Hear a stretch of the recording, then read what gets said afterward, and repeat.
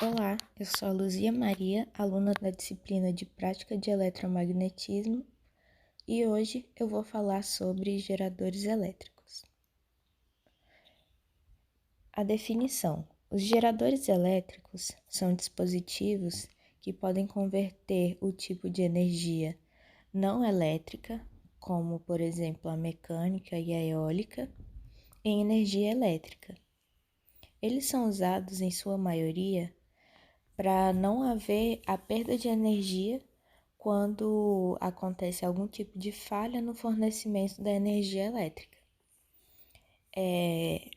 Atualmente, nós temos esse tipo de energia de geradores sendo utilizados em instalações de rua, em lugares que são móveis, como por exemplo em trailers e food trucks, que necessitam ali da energia por um certo período e depois você desliga ela e já pode sair do local. E a energia vai com você, no caso.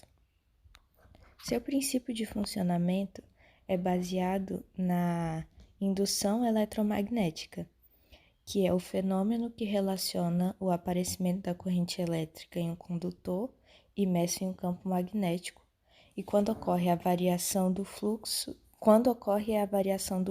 que o atravessa. No caso do gerador, a corrente elétrica ela é dada pela movimentação de uma bobina em relação ao ímã, que seria um ímã bem forte. E quando a corrente passa na bobina, né, um campo magnético ele é gerado e ele é interrompido quando começa a gerar eletricidade em qualquer parte da bobina.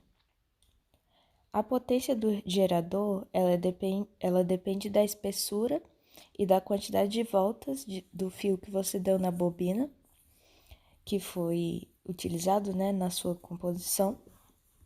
E quanto maior a espessura, maior será a fluidez da corrente elétrica. Então, por exemplo, em um fio muito fino, a fluidez dela será menor. Bom, como objetivo do trabalho, vamos utilizar o software disponibilizado pelo professor, utilizando o Maxwell e seguindo o modelo de geradores com 4 bobinas, que seria para o grupo A, que é o meu grupo. Então, a gente vai gerar em seguida um gráfico de corrente induzida pelo tempo, e é isso. Para a primeira simulação, vamos criar um gerador elétrico 3D utilizando 4 bobinas. Primeiro, eu criei um retângulo em 2D com seu centro localizado na origem do plano. E por esse motivo, eu dupliquei o retângulo de cima para baixo e utilizando a ferramenta Merge, eu uni os dois. Daí, eu criei um círculo com a mesma altura do retângulo criado e utilizando o intersect, os cantos do retângulo ficaram arredondados. Eu criei novamente um círculo, dessa vez maior, com 2,2 milímetros, e em seguida um círculo pequeno acima de tudo. Eu dupliquei ele mais 3 vezes, utilizando o ângulo de 90 graus, para criar as 4 bobinas solicitadas para o grupo A. Eu criei outro círculo, englobando todas as formas criadas, e em seguida criei o modelo 3D da peça com 2 milímetros. Selecionei o tipo de solução transiente e atribuí os materiais designados para cada parte do objeto. Primeiro defini o material do retângulo para Alnico 9 e alterei sua cor e transparência. Defini também o material para as bobinas como de cobre. No círculo 2, eu selecionei a rotação mecânica de 360 graus por segundo e criando agora o parâmetro de análise com 1 e 0,1 no step. Por fim, eu adicionei o modo Excitation para as bobinas, analisei e coloquei para rodar.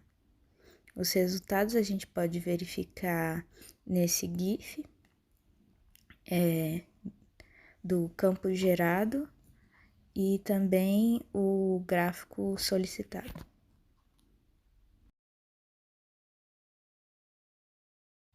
Agora eu vou falar sobre o sistema de indutância mútua entre duas bobinas.